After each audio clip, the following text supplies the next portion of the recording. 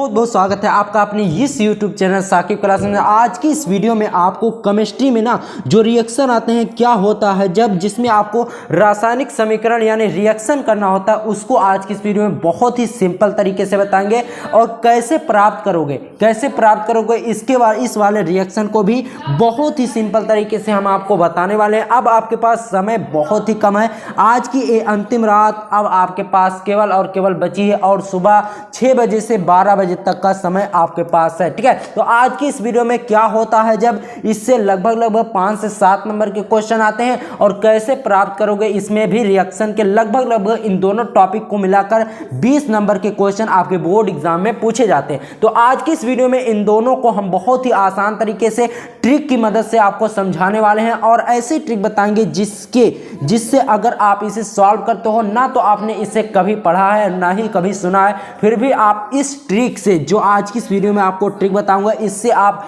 पूरे पेपर को सॉल्व कर सकते हो। बहुत ही इंपॉर्टेंट आज की ये वीडियो होने वाली है दोस्तों। रिएक्शन में अगर देखिए 20 नंबर का रिएक्शन आता है ना तो ट्रिक से आपको इसमें कम से कम 18 नंबर आराम से मिलने वाले हैं। तो चलिए बिना समय गवाते हुए आज की इस वीडियो को शुरू किया। देखिए दोस्तों, सबसे पहले आप देख लीजिए कि क्या होता है जब इसमें आपको केवल रासायनिक समीकरण यानी सिर्फ और सिर्फ रिएक्शन देना होता है, लिखना कुछ नहीं रहता। ठीक है, और सबसे इंपॉर्टेंट बात, सबसे पहले अगर आपने अभी तक नहीं समझा कि रिएक्शन होता क्या है तो आपको सिंपल भाषा में समझाते हैं कि दो पदार्थों को, ठीक है, दो पदार्थों को आपस में जोड़कर एक नया पदार्थ बना देना ही रिएक्शन कहलाता है। ठीक है, सिंपल सा। देखिए अब यहां पर क्या कहा जा रहा है, देखिए सोडियम की अभिक्रिया जल के साथ होती है, यानी सोडियम को जल के साथ मिलाने पर क्या बनता है ये आपको इसमें बताना है। देखिए सोडियम का सूत्र कितना होता है, Na होता है। ठीक है, Na। ठीक है, उसके बाद H2O यानी जल और यानी पानी का सूत्र कितना होता है, पानी का सूत्र होता है H2O। ठीक है, अब इससे क्या बनेगा ये आपको इसमें बताना है। ठीक है, देखिए अब इससे क्या बनेगा तो यहां पर बन जाएगा, इससे देखिए सबसे पहले Na को लिखते हैं। ठीक है, NaOH। ठीक है, इन दोनों को हमने यहां पर लिख दिया। फिर क्या करते हैं, फिर देखिए यहां पर बच क्या रहा है। अब यहां पर देखिए Na फिर लिख दिया, फिर H2O, यहां पर H2 के जो हाइड्रोजन है इसके 2 अणु है, यानी हाइड्रोजन 2 यहां पर है। जैसे H2O जब यहां पर 2 आ गया तो 2 हाइड्रोजन है, तो हमने यहां पर लिखा कितना, 1 हाइड्रोजन, तो यहां पर H2 फिर लिख देंगे। अब देखिए यहां पर ध्यान दीजिए, ये सभी चीजों को हमें बैलेंस करके लिखना है, यानी जैसे यहां पर अगर 4 हाइड्रोजन है तो इसमें भी 4 हाइड्रोजन होने चाहिए, नहीं तो आपका गलत हो जाएगा। अब देखिए इसमें हाइड्रोजन कितने हैं हम गिनते हैं एक बार। जैसे 1 हाइड्रोजन देख लीजिए यहां पर है और 2 हाइड्रोजन यहां पर, तो कुल मिलाकर इधर कितने हाइड्रोजन हुए, इधर कुल मिलाकर 3 हाइड्रोजन हुए।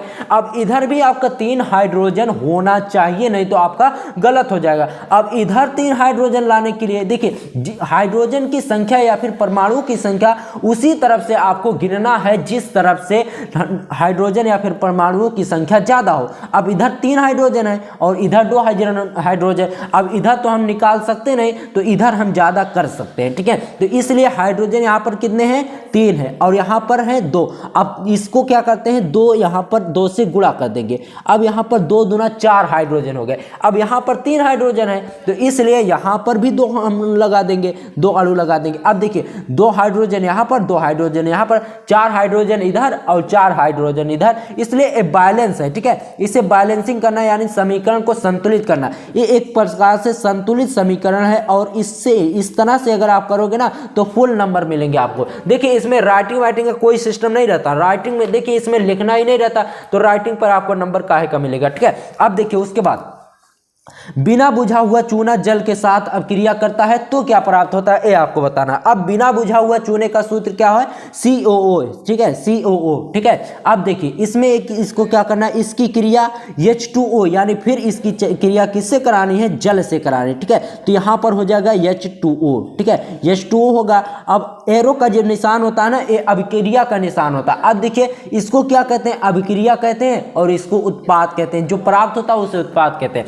अब देखिए CaO है यहाँ पर और H2O। ठीक है, यहाँ पर बिना बुझा हुआ चूना है और जल के साथ। अब देखिए आप लोग बिना बुझा हुआ चूना उसे कहते हैं ना, जैसे पहले बहुत पहले की बात है, लगभग 4-5 साल, अभी भी कहीं कहीं होता होगा, जो घर में चूने की पुताई होती है ना तो यही चूना आता है CaO। ठीक है, अब इसमें अगर पानी डाल दिया जाता है तो ये क्या होता है, खौलने लगता है, तो इसी को आपको बताना कि ये बनता क्या है। ठीक है, उसके बाद देखिए क्या बनेगा, CaO बन जाएगा। ठीक है, CaOH का होल टाइस, यानी कैल्शियम हाइड्रोक्साइड यहाँ पर बन जाएगा। जो बिना बुझा हुआ चूना होता है उसका सूत्र कितना है, CaO है। और जो जब चूने में पानी डाल दिया जाता है, यानी जब पुताई करने के लायक हो जाता है, तब क्या हो जाता है, कैल्शियम हाइड्रोक्साइड हो जाता है। और उसके साथ क्या निकलने लगती है, ऊष्मा निकलने, यानी भाप निकलने लगती है। तो इस प्रकार से आपको लिख देना। अब देखिए इसको देख लेते हैं, ये बैलेंस में है या फिर बैलेंस में नहीं है। अब देखिए यहाँ पर 2 हाइड्रोजन है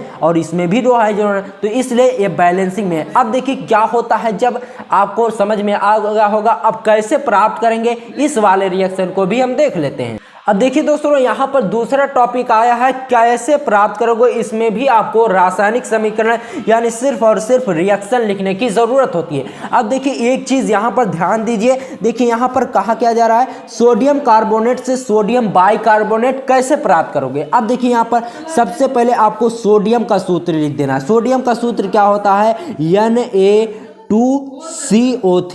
ठीक है बाबू, ये देखिए क्या है, ये सोडियम कार्बोनेट का सूत्र है। अब इससे हमें क्या प्राप्त करना है, सोडियम बाइकार्बोनेट प्राप्त करना है, यानी NaHCO3। ये क्या है, ये सोडियम बाइकार्बोनेट है। अब ये कैसे प्राप्त होगा, ये आपको इसमें रासायनिक समीकरण देना है। अब देखिए यहाँ पर क्या है, यहाँ पर H नहीं है, ठीक है, और यहाँ पर H है, तो H2O हमें इसमें ले लेना। देखिए इसको कैसे लिखना है, सबसे पहले इसको आपको लिख देना है Na2CO3। ठीक है, अब इसमें आप जल ले लीजिए, यानी पानी ले लीजिए, उसके बाद CO2 कार्बन डाइऑक्साइड। अब यहाँ पर एरो का निशान लगाकर आपको NaHCO3 यानी सोडियम बाइकार्बोनेट कर देना। अब देखना है कि ये बैलेंस में है या फिर नहीं बैलेंस में है। जैसे यहाँ पर देखिए, यहाँ पर कितने हाइड्रोजन है, यहाँ पर 2 हाइड्रोजन, और यहाँ पर कितने हाइड्रोजन, यहाँ पर 1 हाइड्रोजन। तो हाइड्रोजन को बैलेंस करने के लिए यहाँ पर 2 से हम गुणा कर देंगे, सिंपली तरीके से ये बैलेंसिंग हो जाएगा। तो इस तरह से करना होता है रिएक्शन, बहुत ही सिंपल भाषा में हमने आपको समझाया। इस तरह से अगर आप करते हो जैसा आज की इस वीडियो में हमने बताया, तो गारंटी है कि पूरे नंबर आपको जरूर मिलेंगे। और ठीक है, अगर बोर्ड एग्जाम में कुछ ना आए, इस पर भी हम वीडियो लाने वाले हैं, बहुत ही इंपॉर्टेंट वीडियो होगी। और इस वीडियो को अपने दोस्तों में शेयर कर देना जो कमजोर स्टूडेंट है, ठीक है, ताकि वो भी पास हो सके। ठीक है, तो आज की इस वीडियो आपके लिए बहुत ही ज़्यादा इंपॉर्टेंट है। अगर नहीं समझ में आया तो दोबारा आप वीडियो देख सकते हो।